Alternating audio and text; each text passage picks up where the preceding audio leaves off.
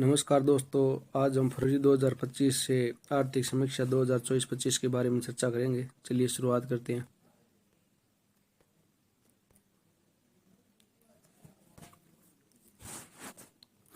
केंद्रीय वित्त एवं कारपोरेट कार्य मंत्री श्रीमती निर्मला सीतारमण ने आर्थिक समीक्षा 2024-25 संसद में 31 जनवरी 2025 को प्रस्तुत की। कब की? 31 जनवरी 2025 को, जिसके प्रमुख निम्न बिंदु है। भारत की वास्तविक जीडीपी वृद्धि वित्त वर्ष 2025 में 6.4% रहने की उम्मीद। राष्ट्रीय आय अग्रिम अनुमान के अनुसार कितनी है? 6.4% वृद्धि रहने की अनुमान है जीडीपी की। वर्ष 2023 के वैश्विक अर्थव्यवस्था में 3.3% की दर से बढ़ी।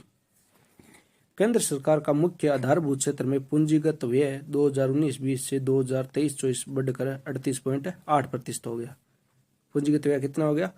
38.8%। वित्त वर्ष 2025 की दूसरी तिमाही में भारत का चालू खाता घाटा जीडीपी का 1.2% रहा। वास्तविक सकल घरेलू वर्धन ग्रोथ वैल्यू एडेड जीवी वित्त वर्ष 2025 में 6.4% रहने का अनुमान है। यानी वास्तविक सकल मूल्यवर्धन 2025 में कितने रहने का अनुमान है? 6.4%। वित्त वर्ष 2026 में वास्तविक जीडीपी वृद्धि 6.3 से 6.8% के बीच बढ़ेगी।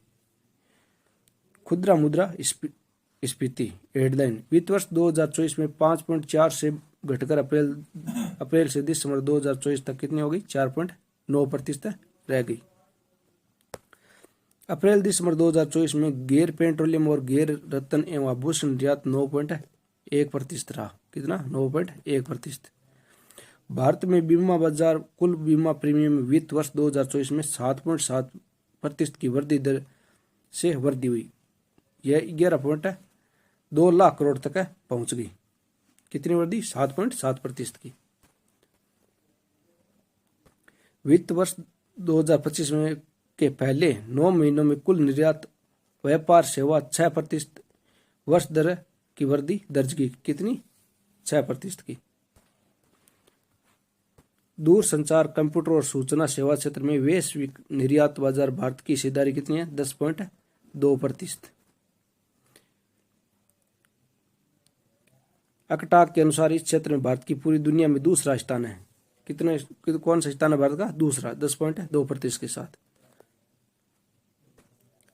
सकल एफडीआई यह वित्त वर्ष 2024 के पहले 8 माह में 47.2 मिलियन डॉलर से बढ़कर वित्त वर्ष 2025 की समान अवधि 55.6 मिलियन डॉलर हो गई, जो 17.9% वर्ष की वृद्धि दर है।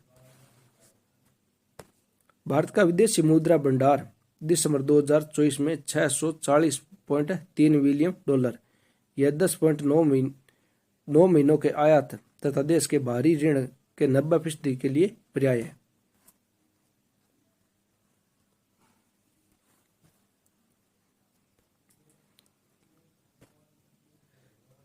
यह 3 जनवरी 2025 तक 634.9 बिलियन डॉलर स्थिर है। भारत में खुदरा मुद्रा स्फीति वर्ष 2025 अप्रैल से दिसंबर 2024 तक 4.9% रही।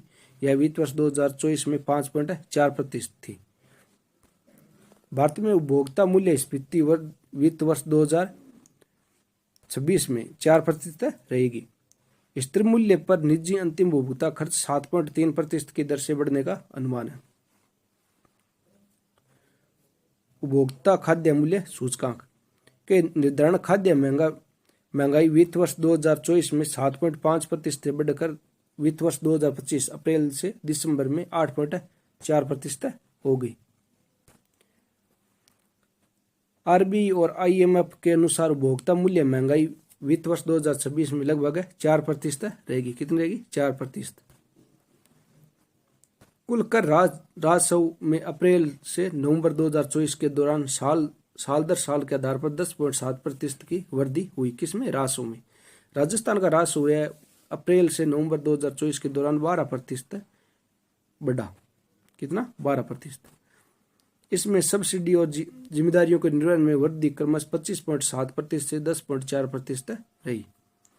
बैंकिंग प्रणाली में सकल गैर निष्पादन संपत्ति घटकर 12 वर्षों में सबसे कम सकल ऋण एडवांस का 2.6% रह गई।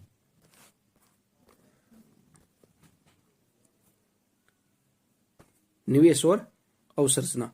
प्रमुख अवसंरचना क्षेत्र पर केंद्र सरकार की पूंजीगत परिव्यय में वित्त वर्ष 2020 से 24 38.8% की दर से वृद्धि हुई।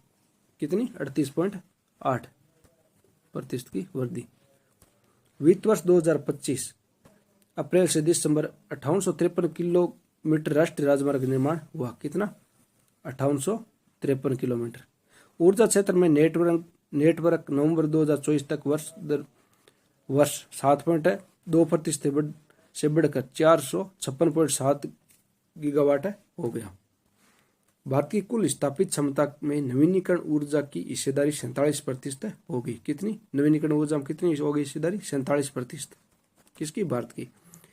सौर और पवन ऊर्जा के नवीनीकरण ऊर्जा क्षमता में वृद्धि दर दिसंबर 2024 तक 15.8% रही। किसकी? सौर और पवन ऊर्जा में 15.8। जल जीवन मिशन की शुरुआत से अब तक 12 करोड़ परिवारों को नल से पेय आपूर्ति की सुविधा मिली। कितने करोड़ परिवारों को? 12 करोड़। स्वच्छ भारत मिशन ग्रामीण चरण 2 में ODF प्लस गांव की कुल संख्या 3.64 लाख हो गई। मॉडल श्रेणी में अप्रैल से नवंबर 2024 तक 1.92 लाख गांव ODF घोषित किया गया। कितना? 1.92 लाख गांव को। देश में 29 शहरों में 1000 किमी से अधिक के लिए मेट्रो तंत्र रेल प्रणाली परिचालक अथवा निर्माणाधीन है। कितनी? 1000 किलोमीटर। कितने शहरों में? 29 शहरों में।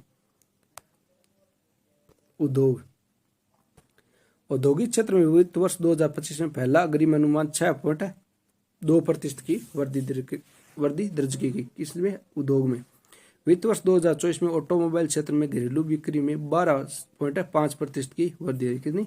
12.5% की।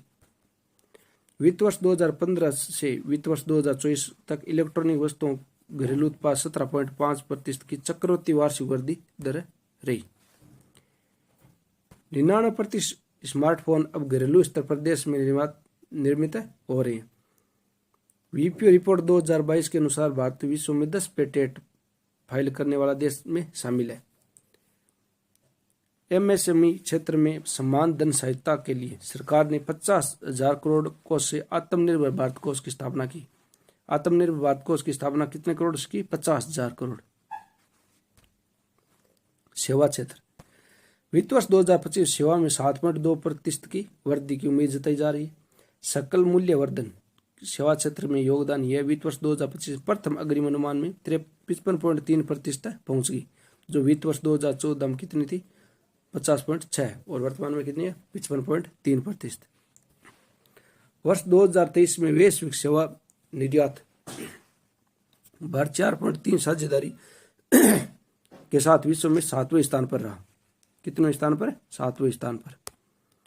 सेवा क्षेत्र में औसत विकास दर यह महामारी पूर्व वित्त वर्ष 2013 से 20 तक 8% रही। महामारी उपरांत वित्त वर्ष 2023 से 25 तक 8.3% रहा।